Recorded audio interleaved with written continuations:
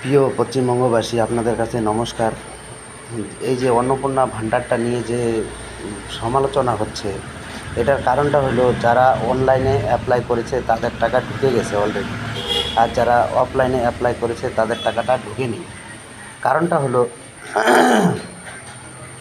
যারা অফলাইনে অ্যাপ্লাই করেছে তাদেরটা এখনও অনলাইনের যে পোর্টাল থাকে সেই পোর্টালে এখনও দেয়নি।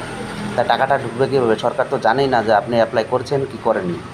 কারণ সরকারের এতে কোনো দোষ নেই। দোষ হলো এখনও যারা টিএমসির ক্যাডাররা চেয়ারে বসে আছেন, কাজ করতেছেন না। এখনও অনেক প্রধান, উপপ্রধান বা কর্পোরেশন এলাকার চেয়ারম্যান অনেকেই যে চেয়ারে যে বসে আছেন তারা টিএমসির ক্যাডার শালা। টিএমসির ক্যাডাররা এখনও চেয়ারে বসে আছেন। তারা এই কাজগুলো করতেছেন না সরকারকে বদনাম করার জন্য, সরকারকে যে কীভাবে খারাপ দেখানো যায় এর জন্য এই কাজগুলো করেনি। অফলাইনের ফর্মগুলো অনলাইনের পোর্টালে দেয়নি। তাহলে টাকাটা কীভাবে ঢুকবে? যারা অনলাইনে অ্যাপ্লাই করেছে তাদের টাকাটা ঢুকেছে। এটাই হলো মেন কারণ। তাই আশা করব যে সরকার এই জিনিসটা ভাবনা চিন্তা করুক, দেখুক। পুরা পশ্চিমবঙ্গ ধরে তুলফাল শুরু হয়ে গেছে। অনেক লোকজন দেখতেছে যে বলতেছে যে অন্নপূর্ণা ভাণ্ডার ঢুকলো না, আমি ফর্ম ফিল আপ করলাম, ঢুকতেছে না। এরকম অনেক আছে, হাজার হাজার লক্ষ লক্ষ লোক আছে, তাদের ঢুকেনি। কারণ তারা বিশ্বাস করে অফলাইনে অ্যাপ্লাই করেছিল, বা অঞ্চলে বা কর্পোরেশন এলাকার অফিসে বা অন্য অন্য ক্ষেত্রে অফলাইনে যারা অ্যাপ্লাই করেছে তাদের। তাই অফলাইনে অ্যাপ্লাই করার কারণে তাদের যে অফলাইনের যে ফর্মটা আছে সেটা অনলাইনের পোর্টালে তুলতে হবে, সেটা তুলেনি।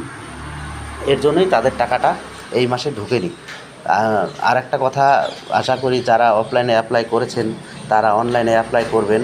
কারণ তাদের উপরে ভরসাটা রাখবেন না, তারা অনলাইনে অ্যাপ্লাই করে দিবেন, তাহলে সামনের মাস থেকে টাকাটা ঢুকবে।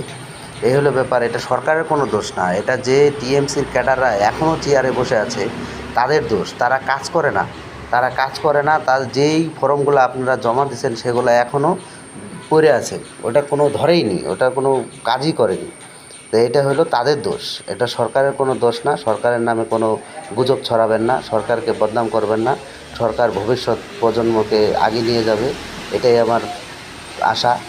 সরকার ভালোভাবে কাজ করবে, কারণ যা যা কথা দিয়েছে কথা রাখার চেষ্টা করবে সরকার।